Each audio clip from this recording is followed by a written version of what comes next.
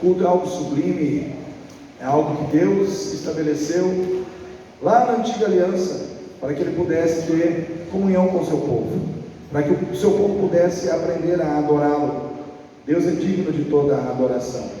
E nós estamos cantando agora um cântico, antes desse cântico, que a letra me fez refletir que nós estamos construindo a nossa vida e que Cristo é o fundamento dessa vida que nós estamos construindo. E é verdade, nós estamos construindo uma vida que foi salva. Primeiro ela foi salva, mas agora ela está sendo construída, ela está sendo estabelecida, e o fundamento dessa vida é Cristo. E eu quero nessa noite que você dê um pouquinho da sua atenção para mim, né? Deixa o celular de lado, usa só se você for usar como Bíblia, mas para outras finalidades está cancelado. Estou cancelando o seu celular nesse momento para outras finalidades. A palavra de Deus diz lá no livro de Eclesiastes, capítulo 5: guarda o teu pé quando entrares na casa de Deus, porque é melhor ouvir do que oferecer a Deus sacrifício de tolo. Então, quando você está dentro da casa de Deus e no momento da palavra você não dá atenção ao que Deus está ministrando, você está oferecendo a Deus sacrifício de tolo. Então é melhor ouvir, né? É melhor você concentrar a sua atenção, né? Por isso tem um ditado que diz que tem uma boca e 2 ouvidos. Então é para falar menos e ouvir mais, né? Tem um texto que diz assim, que nós devemos ser tardio para irar e pronto para ouvir. Então nós temos que ouvir. Nós vemos uma geração hoje que tem dificuldade para ouvir. Nós vivemos uma geração hoje que tem dificuldade para colocar o seu ouvido, né, para ouvir, simplesmente ouvir, e ouvir o que Deus tem a dizer. E antes de eu abrir o texto, de eu ler o texto, quero fazer uma pergunta. Vamos imaginar aqui, irmãos, uma pessoa. Essa pessoa, ela é uma pessoa de Deus, ela conhece a Deus, mais do que conhecer a Deus, ela tem o Espírito Santo de Deus. Ela é uma pessoa que tem uma posição de honra, né, diante de Deus, diante do povo de Deus.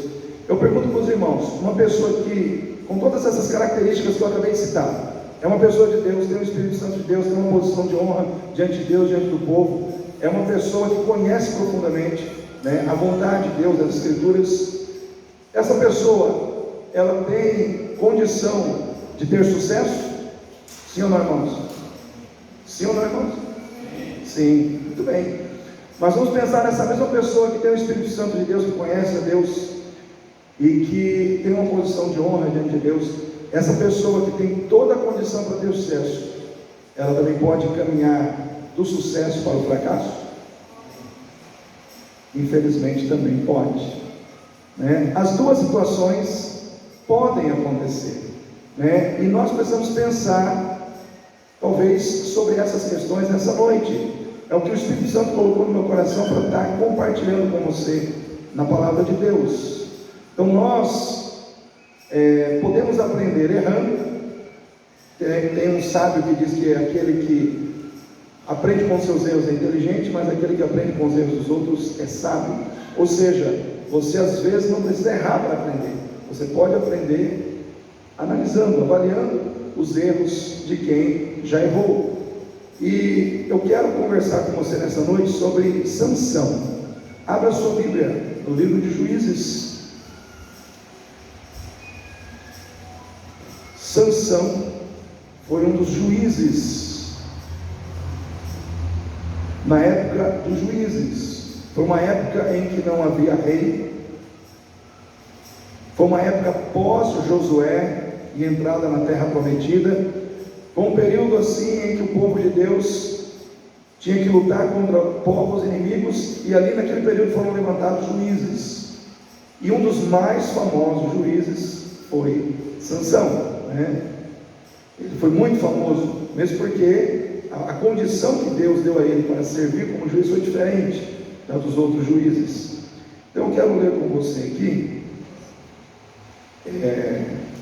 Juízes capítulo 13,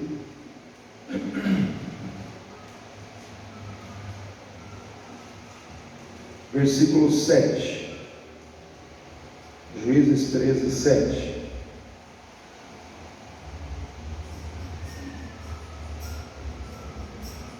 Juízes capítulo 3, versículo 7. Quem achou diz amém? Amém. Eu vou estar lendo aqui, os irmãos acompanhem, por favor.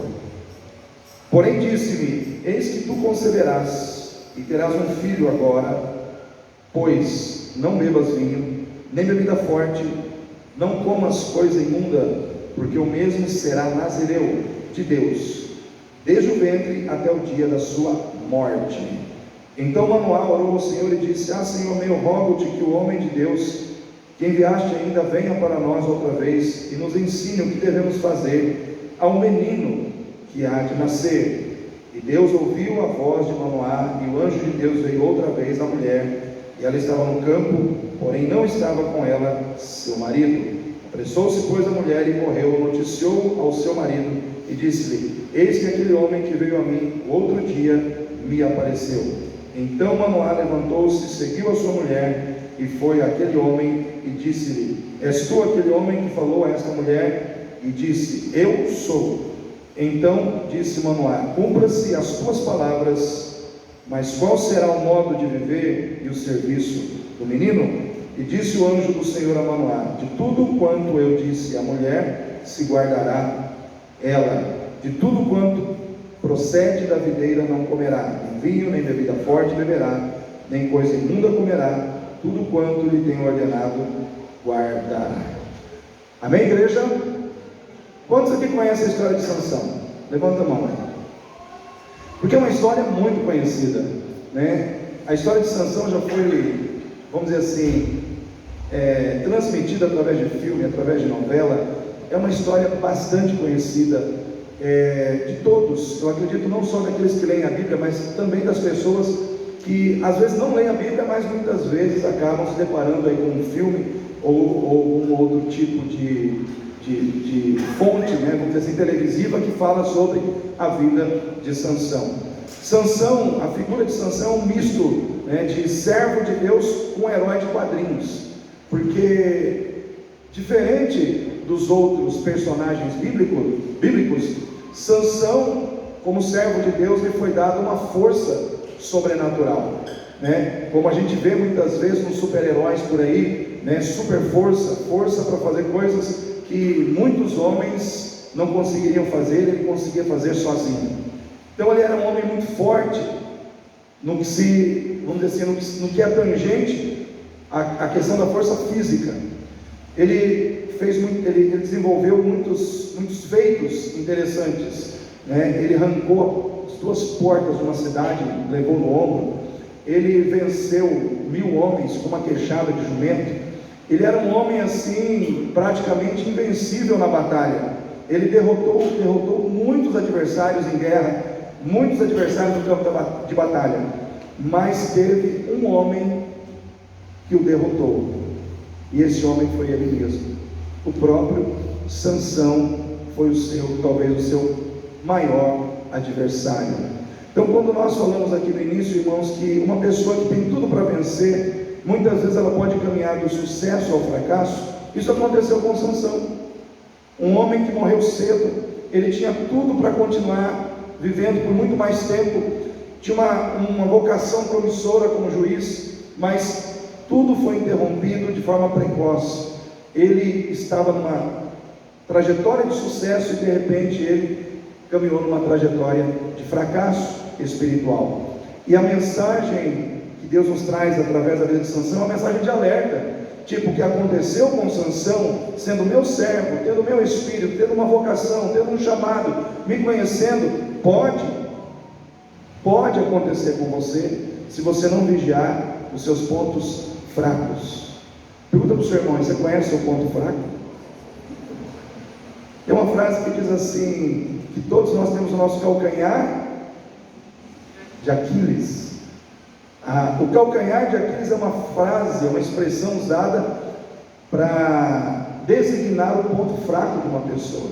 Aquiles era um guerreiro da mitologia grega que praticamente era invencível, mas ele foi atingido por uma flecha no calcanhar, assim conta a mitologia. e aquela flecha foi no seu calcanhar ali, vamos dizer assim, o que o derrotou, o que o fez cair em batalha. Então todos nós temos um calcanhar de Aquiles, todos nós temos um ponto fraco.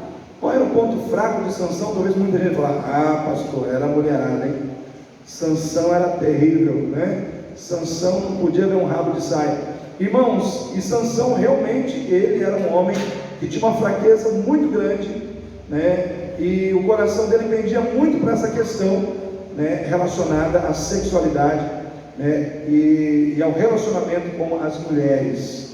Mas nós precisamos entender, irmãos, que isso apenas culminou nessa situação. Nós precisamos entender que existem outras situações que antecederam a essa, que muitas vezes nós precisamos olhar para verificar se isso muitas vezes não está acontecendo na nossa vida. Do sucesso ao fracasso, como acontece? Como acontece?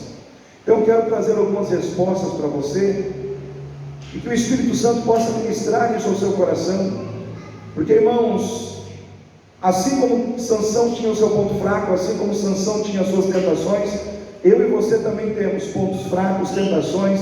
Todos nós estamos sujeitos também a cair, se nós não vigiarmos. Do fracasso ao sucesso, quando é que isso acontece? Primeiro, isso acontece quando eu me declaro uma pessoa espiritual, mas vivo como uma pessoa carnal.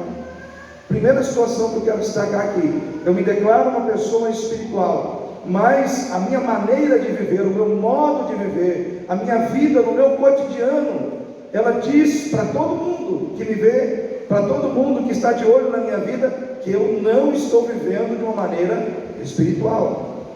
Vou fazer uma pergunta para os irmãos aqui: quantos aqui são cristãos, já entregaram a vida para Jesus? Aleluia! O fato de você ser um cristão, o fato de você ter entregado a sua vida para Jesus, diz que você é uma pessoa espiritual. O que é uma pessoa espiritual? É uma pessoa que é guiada, governada pelos valores da sua espiritualidade. É uma pessoa cuja vida espiritual dela governa a sua vida física, governa as suas decisões, governa as suas escolhas, governa as suas atitudes, as palavras que saem da sua boca. Então, quando eu digo que eu sou um cristão, eu estou dizendo que eu sou uma pessoa espiritual, não espiritualizada. Uma pessoa espiritualizada é uma pessoa que tem ciência da espiritualidade, até valoriza. Mas uma pessoa espiritual é mais além. É uma pessoa que se deixa conduzir e guiar pela espiritualidade que escolheu viver. Porque, irmãos, o budista, ele é uma pessoa espiritual, mas não como nós, porque ele escolheu um referencial de vida diferente do nosso. Nós temos uma espiritualidade baseada e fundamentada em Cristo. Amém? Isso quer dizer que toda a nossa espiritualidade, em termos de vivência de vida, de prática de vida, deve refletir a vida daquele a quem nós seguimos, que é Cristo em nossas vidas. Então nós precisamos ser pessoas espirituais que estão caminhando num processo de santificação, num processo de aperfeiçoamento espiritual, que vai culminar em Cristo Jesus, né? Como disse o apóstolo Paulo, precisamos caminhar rumo à maturidade espiritual, ou à estatura de varão perfeito, que é Cristo em nossas vidas. Então, quando eu me declaro cristão, eu estou dizendo que eu sou essa pessoa. Só que quando eu estou lá fora, eu estou no ambiente onde está todo mundo mentindo, eu também começo a mentir. No ambiente onde está todo mundo xingando, onde está todo mundo colocando o dedo na cara do outro, eu também vou lá e coloco o meu dedo, porque se todo mundo colocando, eu também quero colocar o meu dedo na cara do outro. Está todo mundo fazendo barraco, está todo mundo xingando, está todo mundo falando palavrão, eu também estou falando palavrão, eu também estou brigando, eu também estou xingando, eu também estou mentindo. Está todo mundo lá fazendo um esqueminha para ganhar um dinheirinho sujo. Eu não quero ficar de fora, aí eu começo a participar do esqueminha para ganhar um dinheiro sujo, mas eu digo que eu sou, que, irmãos? Cristão. Eu digo que eu sou cristão, eu digo que eu sigo a Cristo. Irmãos, quando nós nos declaramos cristãos e começamos a viver de uma maneira diferente que um cristão deve viver, nós estamos vivendo em contradição. Nós estamos vivendo em contradição com quem nós deveríamos ser. Nós estamos vivendo em contradição com a nossa identidade espiritual. Nós estamos vivendo em contradição com a fé que nós abraçamos, com o compromisso que nós assumimos diante de Deus e diante das pessoas. O Senhor Jesus, ele disse algo muito forte: aquele que quiser vir após mim, negue-se a si mesmo, tome a cada dia a sua cruz e siga-me. Geralmente os pregadores, inclusive eu já fiz isso, nós enfatizamos o negue-se a si mesmo e tome a cada dia a sua cruz. Geralmente a gente bate muito nessas duas situações, mas a gente se esquece do início da frase, onde Jesus diz: quem quiser. Quem quiser. Irmãos, Jesus não disse: você é obrigado a me seguir. Eu morri por você lá na cruz e hoje você tem obrigação de me seguir. Não é assim, irmãos. Jesus, ele fez por amor. Ele derramou cada gotinha do seu sangue lá na cruz por amor à sua alma e à minha alma. Ele derramou cada gotinha do seu sangue lá na cruz por amor a nós. E aí, quando ele traz essa mensagem de redenção, ele não espera que aqueles que receberam essa mensagem caminhem seguindo ele, reclamando que está difícil.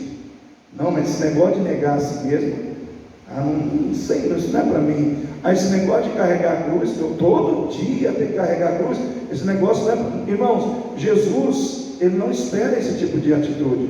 Por isso ele diz assim: quem quiser, que venha. Você é livre. Você é livre para me seguir. Você é livre para renunciar a si mesmo. Eu te fiz livre. Eu te dei liberdade para dizer não ao pecado. Eu te dei liberdade para dizer não a si próprio. Por quê? Porque a sua natureza natural, ela é pecaminosa. A sua natureza, ela é corrompida pelo pecado. Mas você hoje, em mim, tem liberdade para dizer não para você mesmo e me seguir se você quiser. Porque, irmãos, o convite de Jesus é para nós vivermos uma vida com Ele baseada na nossa espontaneidade, na nossa liberdade de dizer sim para Ele por amor. Da mesma maneira que Ele sacrificou toda a sua vida na cruz, Ele não sacrificou metade, 30%, Ele sacrificou toda a sua vida por você e por mim. O que Ele pede de nós? O sacrifício de uma vida inteira. Por quê? Porque Ele nos deu algo que nós não poderíamos conquistar, que ninguém poderia nos dar, que é a salvação das nossas almas. Ele tem o direito de dizer: negue-se a si mesmo e siga-me, se você quiser. Então hoje, tem muita gente dentro da igreja que parece que está sendo obrigado a seguir Jesus, está sendo obrigado a vir para a igreja, está sendo obrigado a ler a Bíblia, está sendo obrigado a orar. Irmão, você não é obrigado a nada. Você tem que fazer essas coisas por amor àquele que te salvou e para ter comunhão com Ele. Nós não cantamos ali agora há pouco que nós estamos construindo a nossa vida em Cristo e que Ele é o nosso fundamento. O que Jesus diz? Aquele que ouve as minhas palavras e que mais? E as pratica. Assemelhá-lo-ei a um homem prudente que está edificando a sua casa sobre a rocha. Aí o que ele diz assim? Correrão os rios, virá a chuva, baterá o vento, mas essa casa permanecerá em pé. O que o Senhor está dizendo para mim e para você? É uma promessa isso. É uma promessa de que Ele vai sustentar a sua vida. Só que essa promessa não é só para quem ouve, é para quem ouve e pratica. Pastor, eu ouço a palavra. Pastor, eu sei tudo sobre santidade. Se o senhor até quiser me chamar para dar uma aula, né, um grego, né, ali fala que santo é aquele que está separado, né, eu posso até explicar direitinho o que é santidade. Pastor, eu sei tudo sobre perdão. Pastor, eu sei tudo sobre fidelidade. Se o senhor quiser me chamar para falar sobre fidelidade, eu sei. Irmãos, Deus não está preocupado com o quanto você sabe sobre santidade, com o quanto você sabe sobre fidelidade, com o quanto você sabe sobre perdão. Ele está preocupado que você perdoe, que você seja santo, que você seja fiel. Porque não adianta nada você saber muita coisa e não praticar nada do que você sabe. Por que muito crente está indo para o buraco? Porque sabe, mas não pratica.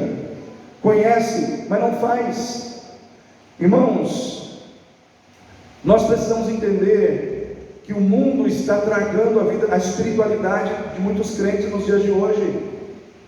Domingo passado eu li aquele texto ali de Filipenses 3,18, onde o apóstolo Paulo ele diz assim para a igreja, e eu vou trazer de novo aqui um pedacinho do que eu falei no domingo passado para você e colocar dentro desse sermão, onde o apóstolo Paulo diz assim: porque há muitos, já vos disse que há muitos, e novamente vos digo, chorando, que estes são, primeiro, inimigos da cruz de Cristo, vírgula, cujo destino é a perdição, vírgula, cujo Deus é o seu ventre, vírgula, cuja sua glória é para a sua própria confusão.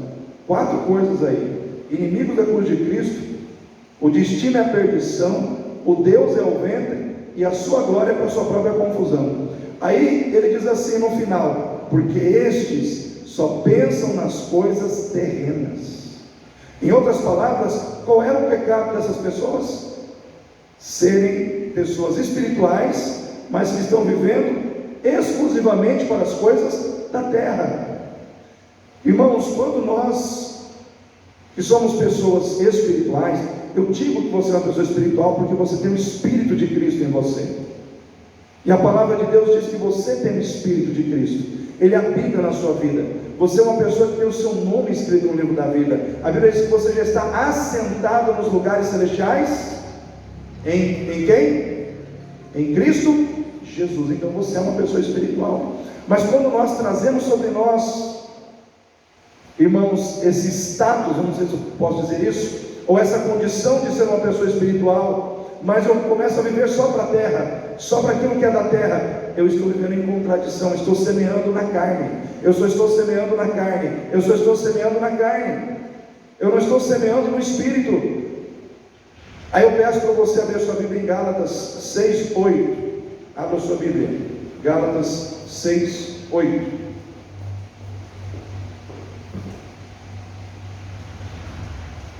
A palavra de Deus precisa ser o guia das nossas vidas. Gálatas 6:8. O que diz aí, Lázaro? O que semeia na sua carne, da carne ceifará a corrupção, mas o que semeia no Espírito ceifará a vida eterna. Olha só, aquele que semeia da sua carne, da carne ceifará o que, irmãos? Corrupção. Corrupção. Essa palavra tem moda hoje, irmãos? Tem corrupção na política? Tem corrupção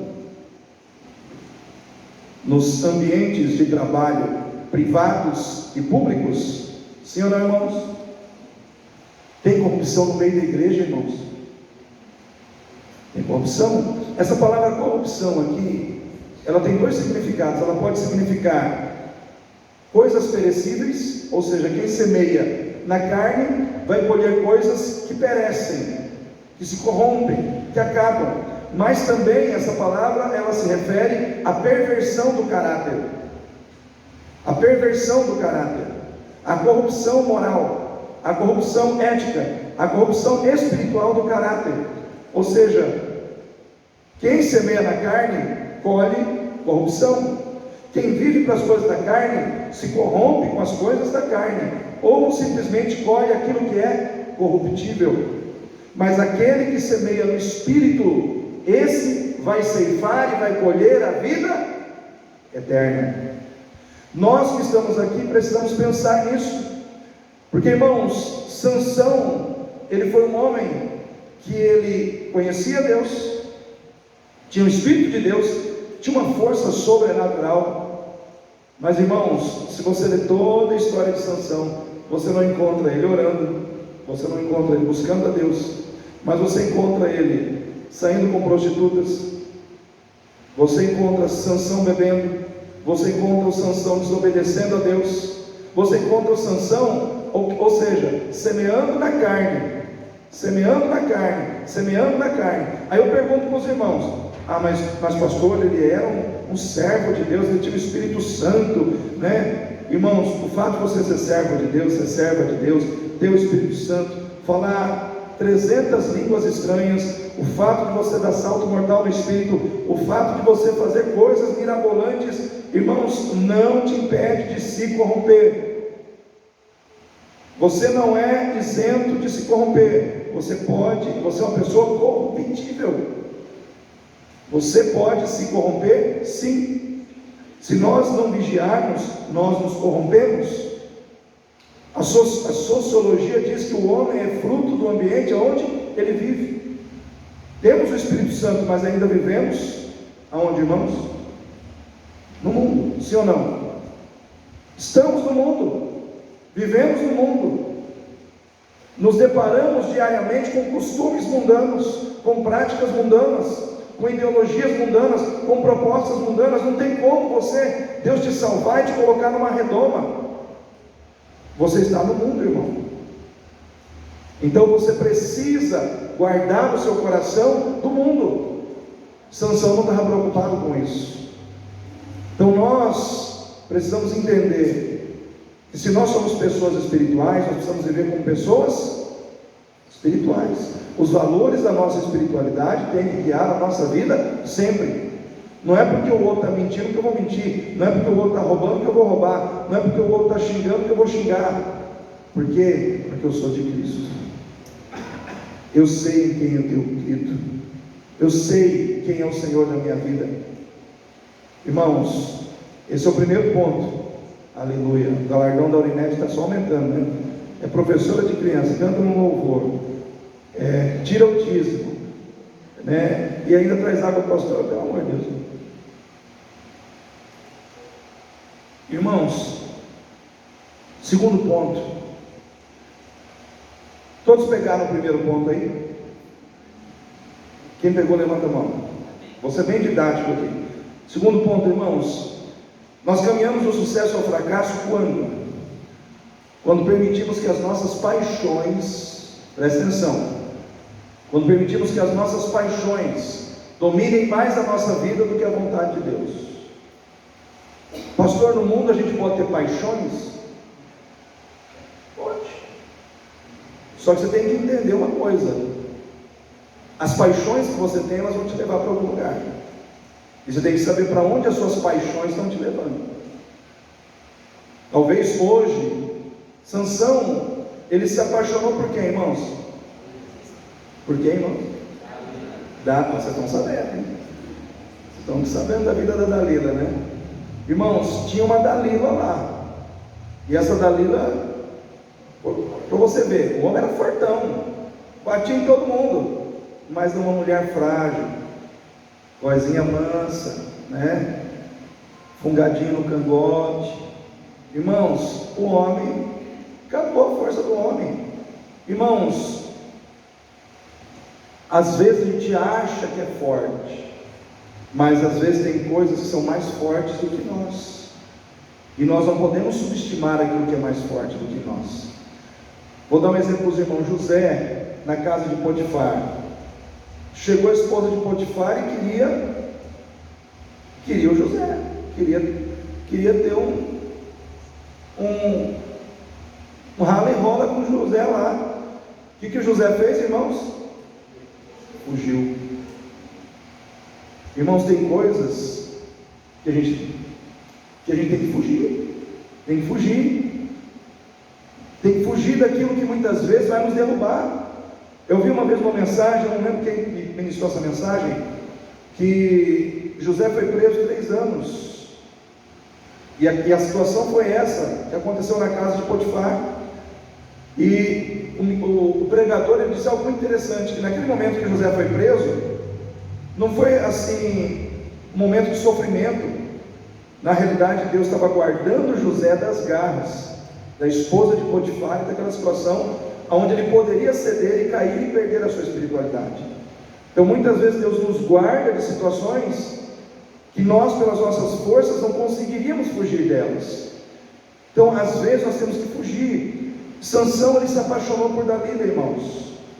E hoje eu fico pensando que talvez a Dalila, na vida de muitos crentes da igreja moderna, da igreja contemporânea, sejam o mundo virtual.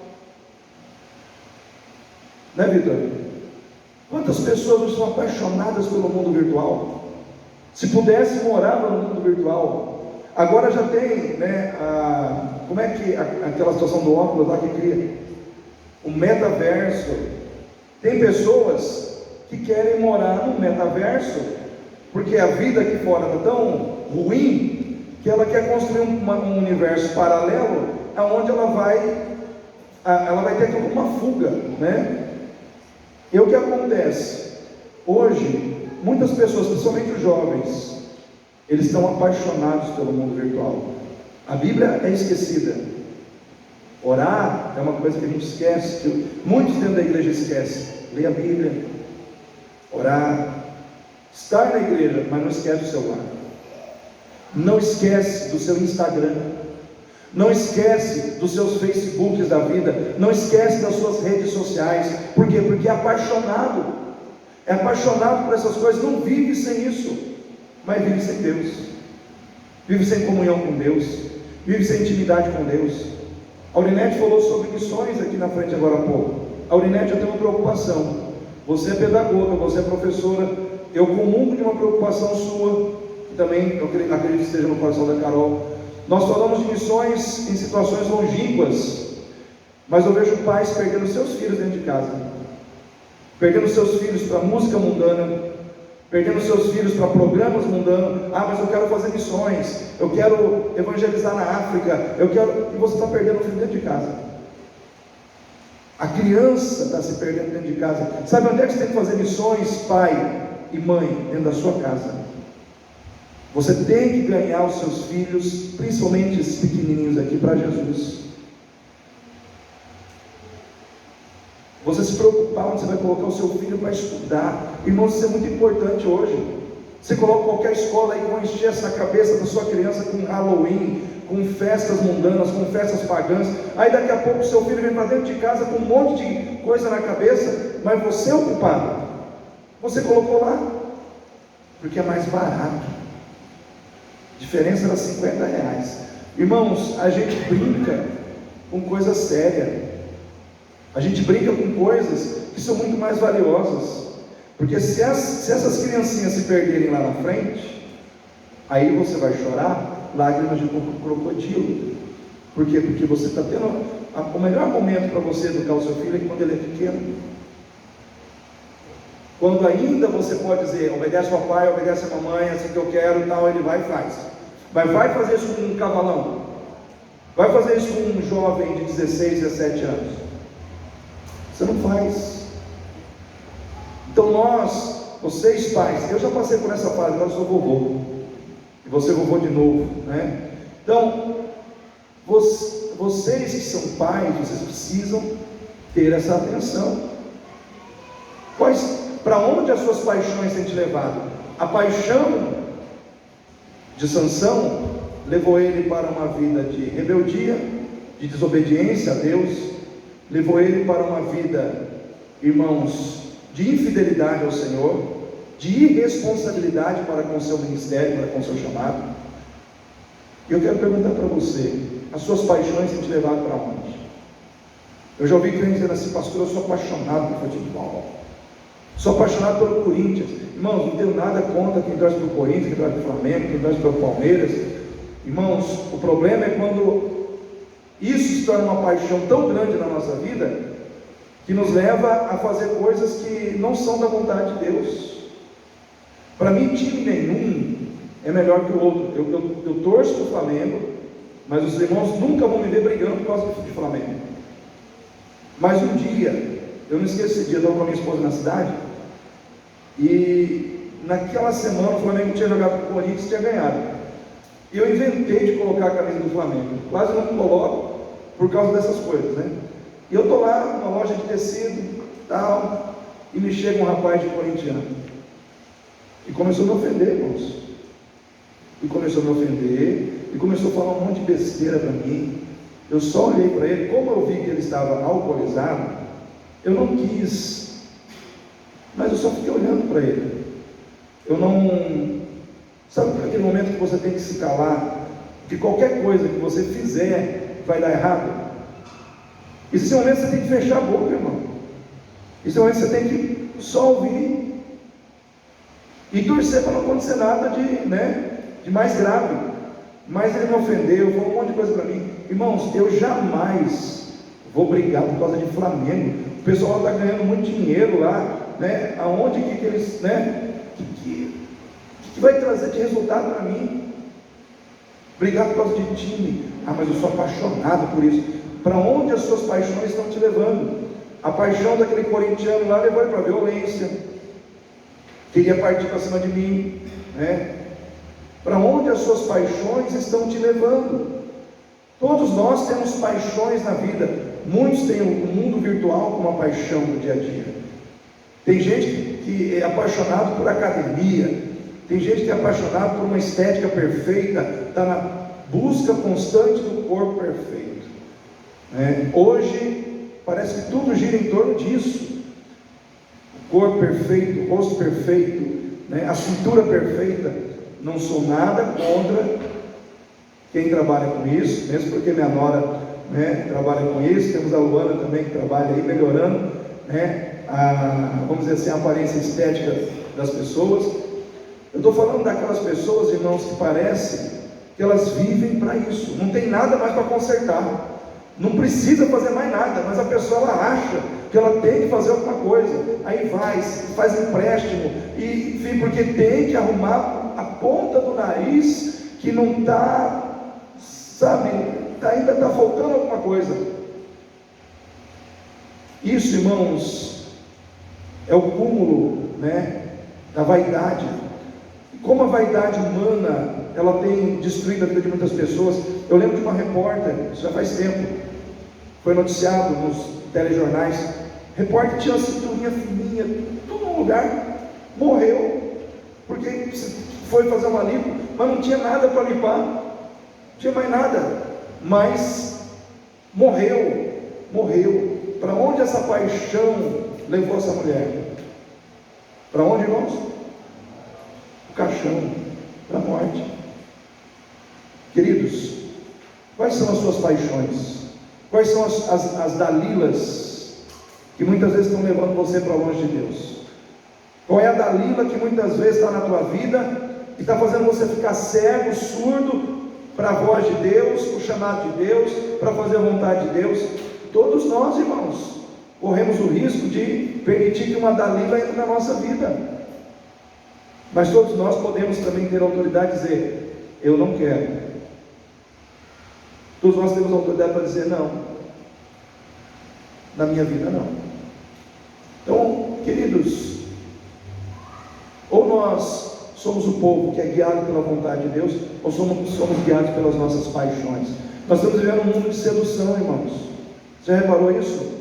Quantas pessoas hoje têm dificuldade de estar dentro de uma igreja, mas não tem a mesma dificuldade de estar numa balada, não tem a mesma dificuldade de estar num lugar que não tem nada a ver com a igreja, que não tem nada a ver com fé, mas estar na igreja é um sacrifício, estar numa semana de oração. Aí a pessoa já arruma uma doença, já dói o pé, já dói a coluna, a pessoa fica doente, ela começa a ficar doente porque tem que estar na igreja, porque tem que estar na presença de Deus. Mas se aparece um negócio, um bailão, alguma coisa que chama atenção, a pessoa sara, ela é curada milagrosamente. Por quê? Porque o coração da pessoa não está em Deus. Não está em Deus. Segundo ponto, todos pegaram o segundo ponto aí, irmãos? Segundo ponto é: não se deixe governar pelas suas paixões mais do que pela vontade de Deus. Se tiver alguma paixão na sua vida que está te levando para o erro, avalie se essa paixão deve ficar no seu coração, na sua vida, Terceiro, irmãos, do sucesso ao fracasso, como acontece? Acontece quando eu dou mais valor às coisas de fora do que às coisas de dentro. Dou mais valor às coisas de fora do que às coisas de dentro. Sansão, ali no capítulo 14, ele colocou os olhos numa filisteia de Tímina, e ele não queria saber das mulheres do rebanho, das mulheres da sua tribo. Ele só queria a filisteia. E aí ele caminhou naquela direção, e a palavra de Deus dizia para ele que ele não deveria caminhar naquela direção, mas ele não queria saber. O coração dele estava naquela direção. Trazendo isso para nós hoje, irmãos, eu não vou trazer isso para o âmbito do relacionamento pessoal somente, porque as coisas de fora e as coisas de dentro, elas são muito mais do que isso. O duro é quando o crente, ele começa a se agradar mais das ideologias de fora do que das ideologias de dentro. Ele começa a gostar mais das diversões de fora do que dos prazeres de dentro. Ele começa a gostar mais dos prazeres de fora do que dos prazeres de dentro. Quando você está assim, significa que o seu coração não está em Deus. Significa que o mundo está falando, gritando mais alto na sua vida, porque as coisas de fora, as opiniões de fora, a visão de fora, a ideologia de fora, as pessoas de fora, para você são mais interessantes do que as de dentro. E eu, irmãos, penso assim, que pessoas que vivem assim, elas são muito mais facilmente manipuladas pelo engano.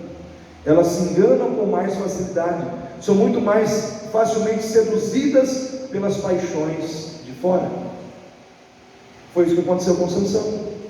Sansão, ele só se envolveu com o que era de fora. É emblemática a história de Sansão, irmãos, porque Deus o levantou na época que os filisteus eram o povo que mais combatia contra Israel, e era exatamente com esse povo que ele se misturava mais. Era exatamente com esse povo que ele muitas vezes estava ali presente, desfrutando da presença deles, bebendo com eles, casando com suas mulheres. Depois dessa mulher veio Dalila e assim por diante. Era o povo que ele combatia, mas era o povo também com quem ele tinha amizade. E no final foi o povo que tirou a sua vida. Então a gente, é uma história assim, bastante emblemática, né, a história de Sansão. Terceiro ponto, irmãos. Quarto ponto, do sucesso ao fracasso. Como é que acontece? Acontece quando nós entregamos o nosso coração ao inimigo, ao invés de nós guardarmos o nosso coração. Fala para o seu irmão aí, guarde o seu coração. A palavra de Deus diz, eu fiz algumas anotações aqui, Provérbios 4, 23, de todas as coisas que tiveres que guardar, guarda o teu coração, porque dele procede as fontes da vida. O que é fonte? É nascente, ou seja, aquilo que, da onde nasce a sua vida. Tudo que nasce do coração.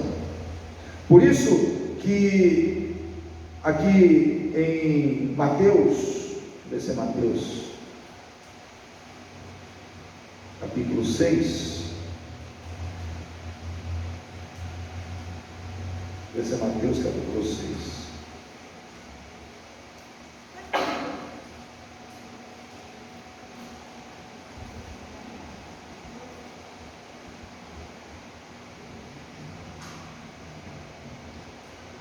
Irmãos, eu não marquei aqui, mas está no livro de Mateus, está dizendo assim,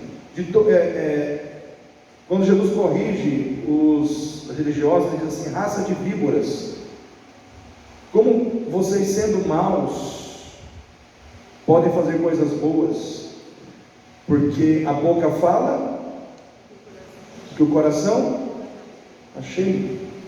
Em outras palavras, tudo que nós fazemos, falamos e praticamos é fruto daquilo que está cheio no nosso coração. Aqui em Marcos 7, 21, esse eu marquei. Do coração procedem os maus pensamentos, os homicídios, os adultérios, as fornicações, os furtos, a avareza, as maldades, o engano, a dissolução, a soberba, a loucura e a blasfêmia. O que eu citei em Mateus, está em Mateus 12, 34. Raça de víboras. Como podem vocês, sendo maus, dizer coisas boas? Pois a boca fala do que o coração está cheio.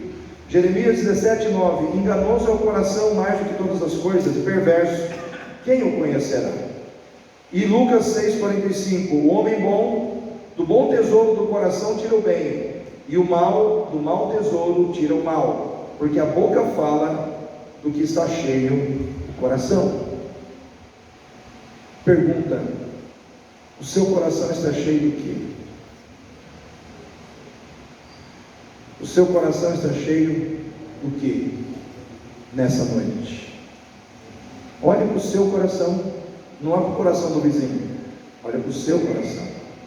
O que vai sair do seu coração hoje, se você precisar falar de Deus para alguém?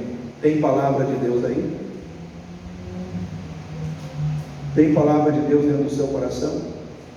Se você precisar ter paciência para não brigar com alguém que vai pisar no teu calo, tem paciência aí no seu coração? Tem tolerância aí no seu coração? Tem compreensão aí no seu coração? Tem amor aí no seu coração? Do que está cheio o seu coração? Então o coração é algo muito sério, irmãos, e a palavra de Deus nos diz em Juízes 16, 18, 38, que Dalila descobriu todo o coração de Sansão. Ela começou a sondar o coração dele para descobrir o seu segredo, e a Bíblia diz que ela conseguiu descobrir todo o seu coração, ou seja, o coração de Sansão foi revelado para ela, e ela dominou o coração de Sansão, e a partir desse momento ela fez com Sansão o que ela quis. Eu quero dizer para você, querido, o diabo ele quer o seu coração, ele quer conquistar o seu coração. E o inimigo ele conquista o nosso coração quando ele consegue direcionar o amor do nosso coração para aquilo que é errado. Quando você começa a gostar, amar aquilo que é errado, o inimigo conseguiu fisgar você. Então nós precisamos cuidar do nosso coração, do sucesso ao fracasso. Como acontece? Acontece primeiro no coração. O fracasso que você vai viver por fora, ele tem que primeiro acontecer aqui dentro. Você tem que começar a entregar o seu coração para o inimigo, e é isso que o inimigo quer. O inimigo ele é sedutor, o inimigo ele usa estratégias, ele vai batendo, insistindo, até que ele consegue o que ele quer, que é o seu coração. Então cuidado com aquilo que você tem colocado para dentro do seu coração. Quinto ponto, irmãos, do sucesso ao fracasso. Como acontece? Acontece quando nós nos tornamos arrogantes diante dos pés da honra. Existem 3 pés para a honra que vem sobre a sua vida e sobre a minha vida como servo de Deus: poder, prestígio e privilégio. Amém? Todos nós que estamos em Cristo temos poder, prestígio e privilégio. O fato de você estar em Cristo diz para você que você é luz. Amém, igreja? Somos luz ou não somos luz? E a luz ela não fica num lugar escondido, ela fica aonde está a luz aqui, irmãos? No alto. Ou seja, a luz ela é colocada num lugar de destaque, para que ela possa ser vista e para que ela possa iluminar a todos. Então você que é crente, está servindo a Deus, está sendo luz, Deus vai te colocar numa posição de destaque, amém? Deus vai te colocar num lugar onde você vai ser visto, amém? Amém, irmãos?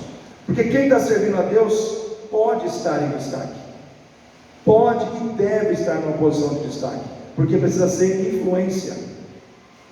Você precisa ser influência na vida das pessoas que estão longe de Deus. Por isso Deus te dá destaque, mas é Ele que te dá.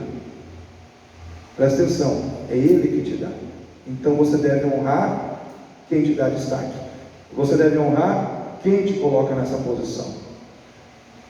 E esse dia eu estava lendo a história de alguns jogadores de futebol.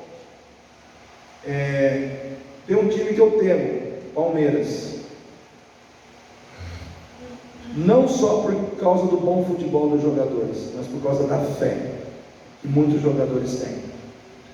E eu lembro, acho que foi no ano passado, quando o Palmeiras ganhou do Flamengo no final da Libertadores, todos os jogadores foram lá e disseram: nós consagramos a vitória da Libertadores da América ao Senhor Jesus. Uma multidão de jogadores. Aí a gente fala assim: pastor, mas Deus não se envolve com o jogo. Irmão, abre a cabeça. Quem trabalha, quem joga num time de futebol é uma profissão como outra qualquer. Tem contrato de trabalho, a pessoa assina, ela está trabalhando lá.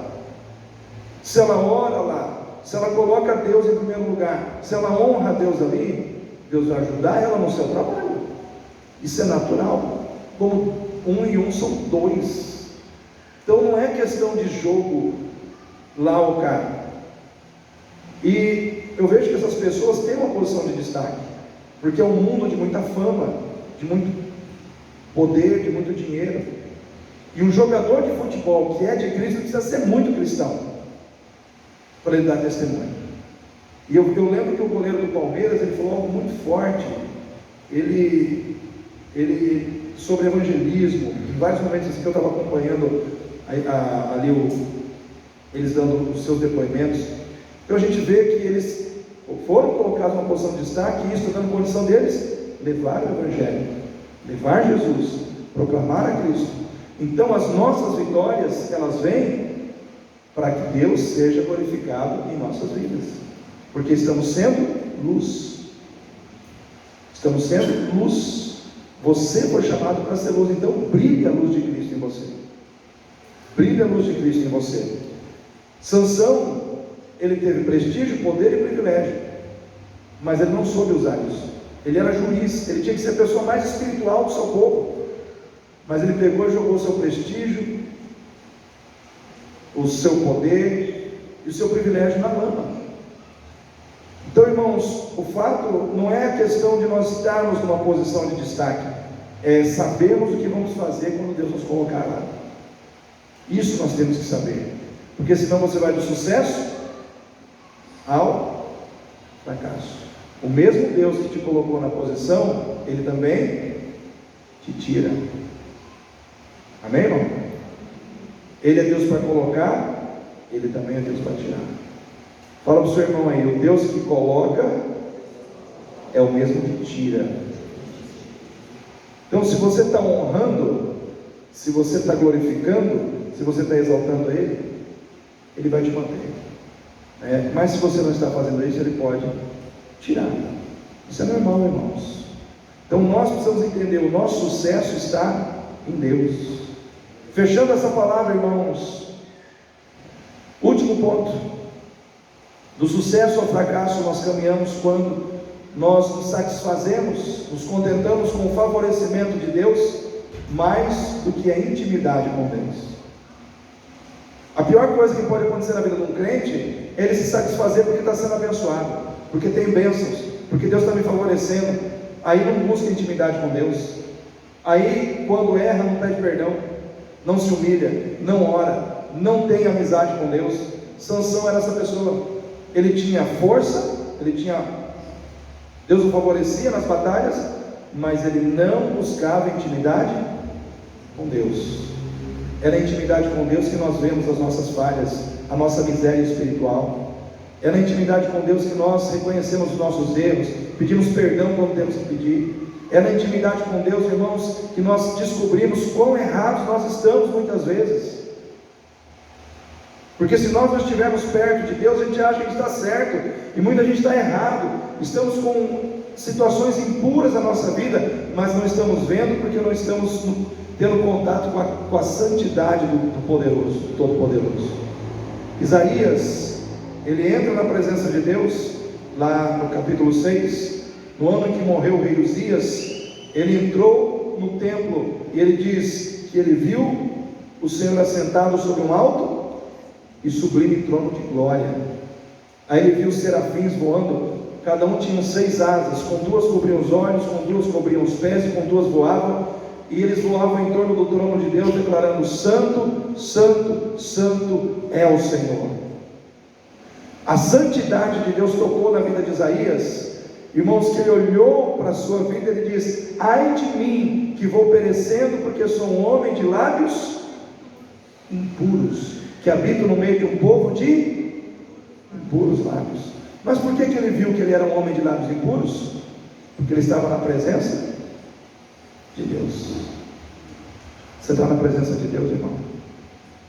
Eu tenho procurado estar na presença de Deus, para que você possa ver os seus lábios impuros, seu coração impuro, seus sentimentos impuros, porque só a presença de Deus pode denunciar para você quem você é. Porque se você não estiver na presença de Deus, você se engana com o seu coração, porque mais enganoso que todas as coisas é o coração do homem. Por isso esse coração tem que estar na presença de Deus.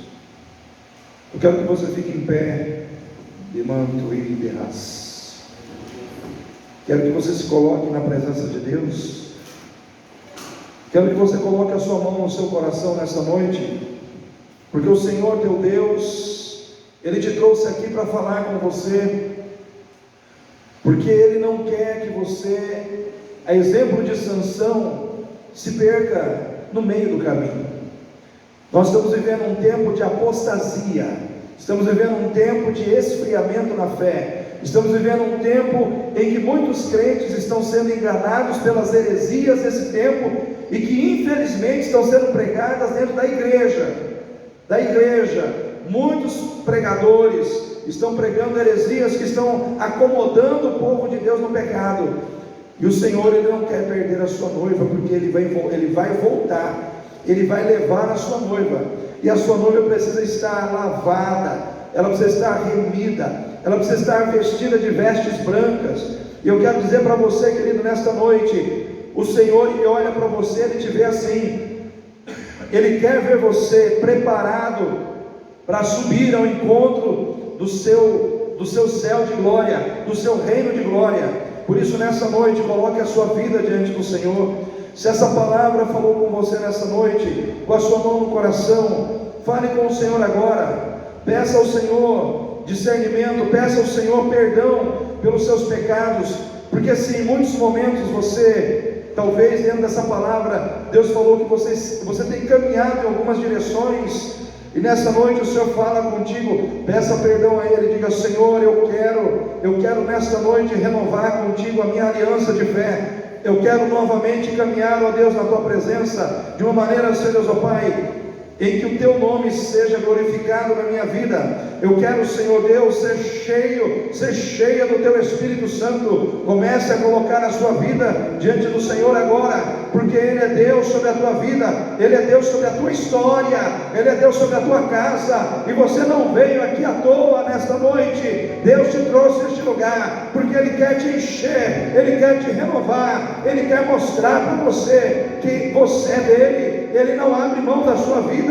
As dalidas que têm aparecido no seu caminho, o Senhor nesta noite está tirando, o Senhor nesta noite está removendo, Ele está levantando a sua mão forte sobre a sua vida nessa noite, porque Ele quer você com Ele, Ele quer você na presença dEle, Ele quer você glorificando o nome dEle, Ele quer fazer da sua vida um instrumento, um canal, nesse tempo, aonde Ele precisa de cooperadores, Ele precisa de homens e de mulheres de fé, de homens e de mulheres corajosos, que tenham a disposição, que tenham coragem de dizer não ao pecado, que tenham coragem de dizer não ao mundo, para dizer sim ao Senhor Jesus.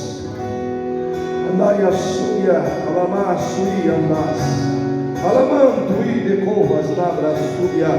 Oh, Limandarabassou de Raci, Andaramanai. Deus de glória, em nome de Jesus Cristo, papai, envolve esta igreja, envolve este povo agora, papai.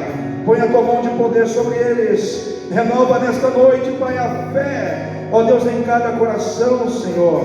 Deus, em nome de Jesus, o Senhor trata cada um de nós como filhos a quem o Senhor, ó Deus, ensina, filhos a quem o Senhor corrige, e tudo isso o Senhor faz por um motivo só.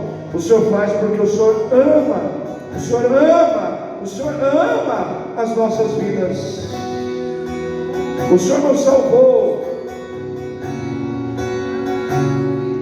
salvou, não para nos perder no meio do caminho, mas para nos levar ao destino, Senhor, que é a nova Jerusalém, que é o novo céus. Ó Deus, ó Pai, que o Senhor tem preparado para aqueles que o amam, para aqueles, Senhor Deus, ó Pai, que permaneceram em Cristo até o fim das suas vidas, permaneceram em Cristo, firmados em Cristo, aleluia. Em nome de Jesus, Deus, renova as forças daquele que não tem forças, renova as forças daquele que está sem forças. Deus, coloca vigor naquele que está sem nenhum vigor.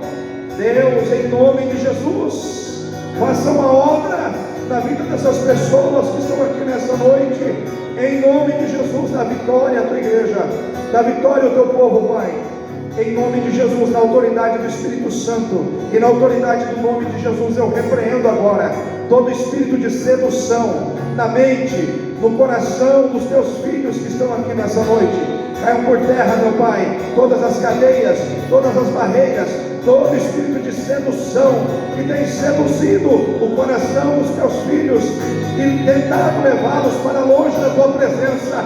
Caia por terra toda a sedução do diabo, toda a sedução das trevas, seja destruída agora, em nome de Jesus, em nome de Jesus, Pai.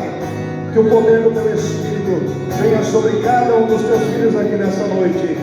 Pai, nós te louvamos e nós colocamos em tuas mãos as pessoas que aqui estão, Pai, em nome do Senhor Jesus. Nesse momento eu quero orar, chamar minha sogra aqui na frente. Ela estava com dores, vou estar orando por ela. Se alguém mais tem alguma necessidade e quiser colocar diante de Deus, vem aqui, eu vou orar por você.